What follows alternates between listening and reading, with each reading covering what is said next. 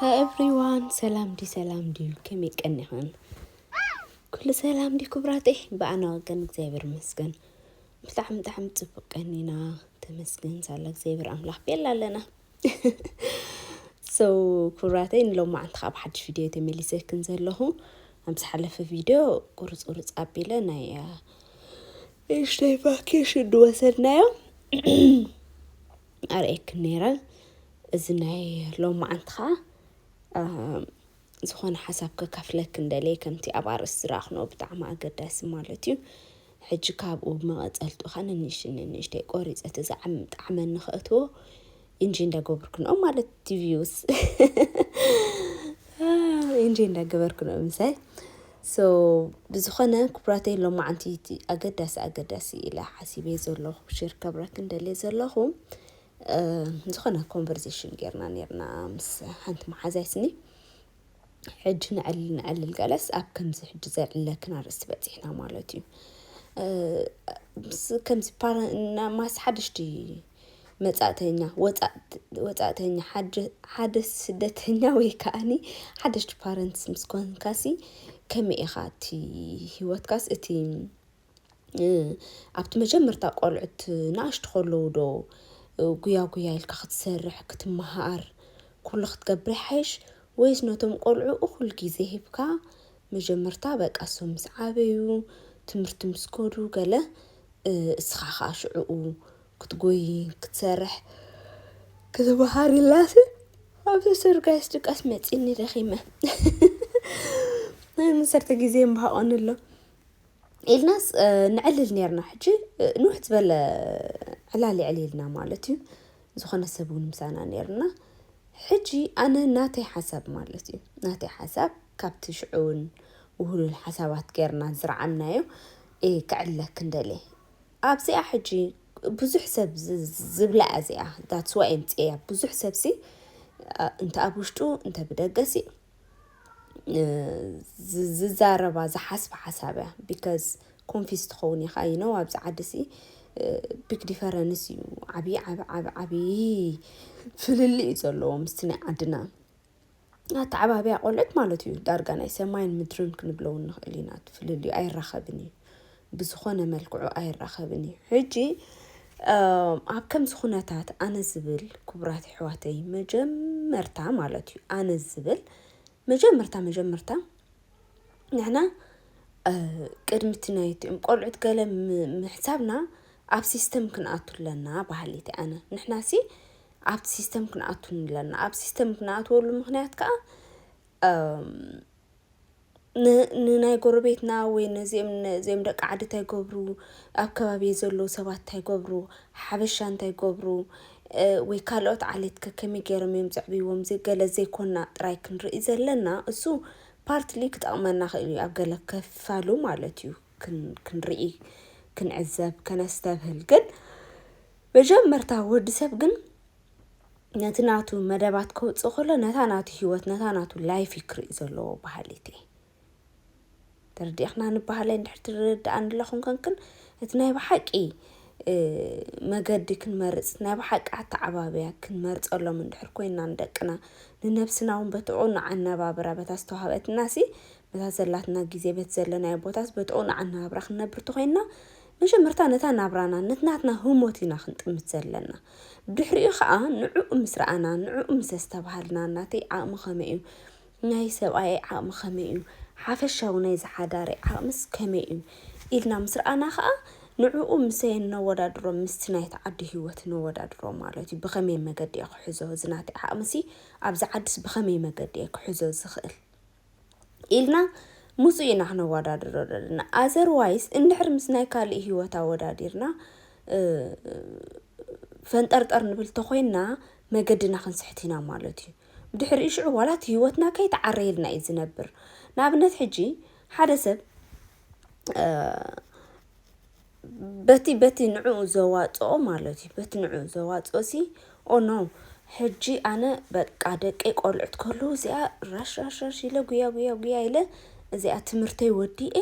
ሽዑሶም ትምህርቲ ክኸዱ ክጅምሩ ከለኹ ኣነ ስርሐይ ክኸይድ ኣለኒ እንድሕር ኢሉ ሓደ በዓል ሓዳር ወይ ሓደ ከባቢና ዘለኑ ወይ ሓደ ዘመድና ወይ ከዓ ሓደ ካብ ንፈልጦም ሰባት نحنا خالك نعو نختلو مالت هيكونن نسو نعو تواصو خوينا منالبات ونز سبزي جيجا كمارة وي جيجا وسانة وسينو كله يخلون مستناتو هي وزي كي because كل سبا يكونن كل سبسي يكونن تي ولا تنحنا نحاسبو لعلي وو زرع بس ما قليلنا نحاسبو ولا سبسي كل سبا يكونن قال سبب قال كوناتات كاجا قال سبب قال كوناتات قنع يخوني سلازي انا اتي قنع ما قد قلطيفنا خنقيرلو نخل ما قد انتاي اتي ناتنا هوت مسنا يتعد كوناتات اوداديرنا زوات بقانت سيستم مرميرنا حاتيتنا ولا عم تزيبلنا حاتيتنا استبيلنا اما ازينا انا وسانه نسندل نمبر حنتي ديكير ندعمت ندحر سمرت تخيل تخينا نعفلو نقبره مالت هيكون ويكا حنتي دحر 15 عمت ابجزا كوفي لا خوينا نو دقيق قدم زعبيلا ولا حنت خي جبرت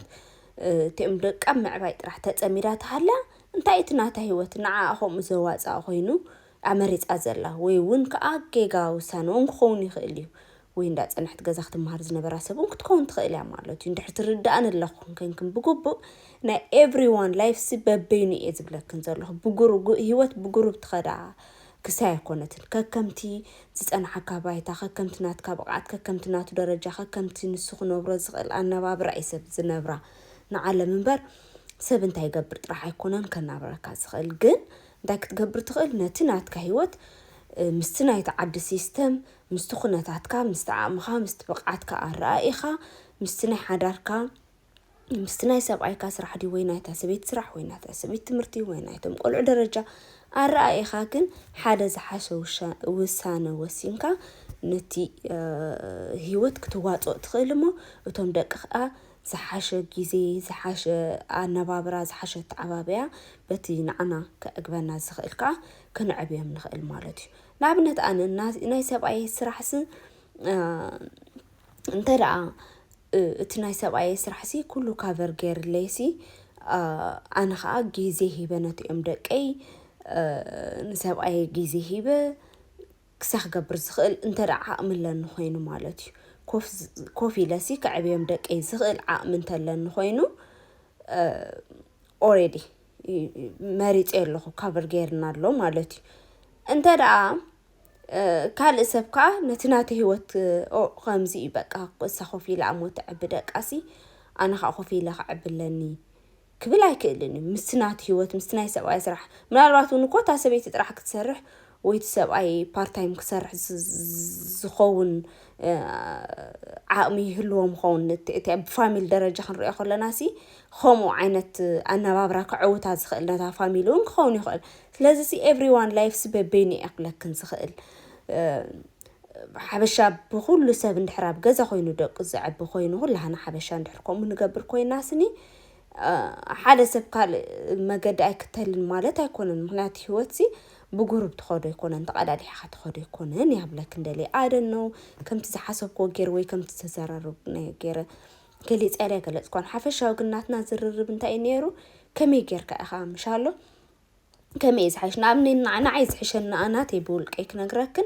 انا حجي I don't know انت كغبر يخيل نيره قدم 6 عام ديغلزي channel كي جمركو كلهم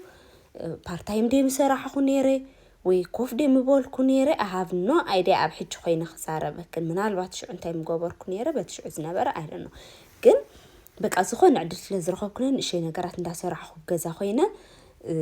دقيق عدل سلازرخوبكو تي هيوت عينكم سلازبقى علي كوم اغيرا خعبسي مستناي سباي سرح مستناتي هيوت بقى تاناتي حدر ابتاناتي هيوتي كم اصل زي تخاونت لي طرحي أنا كم أخبرك إلى مالتي أنت زي كون نيرو خا كلا عينت مقدر متخطر كونيرة مالتي سلازسي everyone هوتسي ببيني زي ناتي تحساسي بيناتهم كلها أنا أو نزارب زنبرنا تحساس بايكونن كن درجة زحنا أبكم عينت رعيمنا نيرنا سو أنا كن كمولك أي كمرة كم مخرج كنت خاين خبراتي إن حرنا حكي حكس هوت كنا برات خلات خوينكن ነታናትክን ህይወትክን ክትመዝንኣ ዘለክን መጀመርታ ነታናትክን ብቕዓት ናይ ሰብኣይክን ንሓዳርክን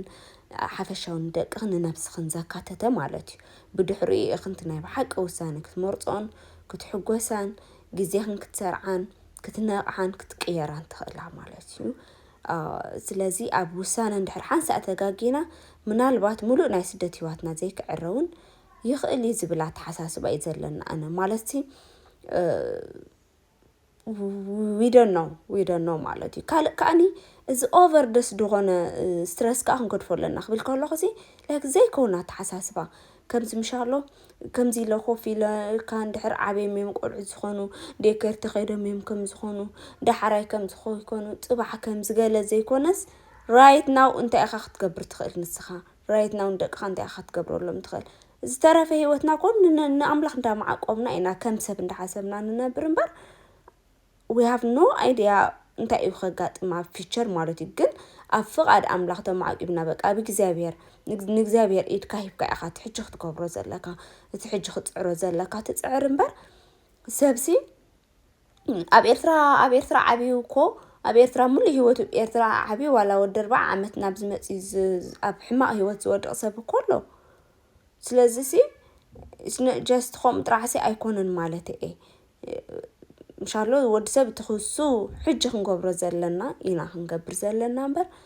እዚ ስኢልካ ኦቨርዶዝ ዝኾነ ዳሕራይከ ኢልካ እንድሕር ክትጭነቕ እቲ ናይ ዝሓለፈ ከዓ ምሻሎካ